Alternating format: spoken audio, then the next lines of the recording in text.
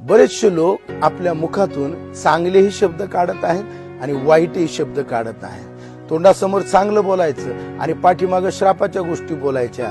देवाचं वचन सांगतं की हे उचित नाहीये, हे चांगलं नाहीये। याकोबाचं पत्र याचा 3रा अध्याय आणि 10व्या वचनामध्ये स्पष्ट रीतीने सांगितलेलं आहे की आपल्या मुखातून शापाच्याही गोष्टी आणि आशीर्वादाच्याही गोष्टी निघणं हे उचित नाहीये, योग्य नाहीये। जर आम्ही देवाच्या राज्यामध्ये जाणारे किंवा चालणारे लोक आहोत तर आम्ही योग्यच बोलणं गरजेचं आहे आणि आशीर्वादाचेच शब्द आमच्या मुखातून निघणं गरजेचं आहे।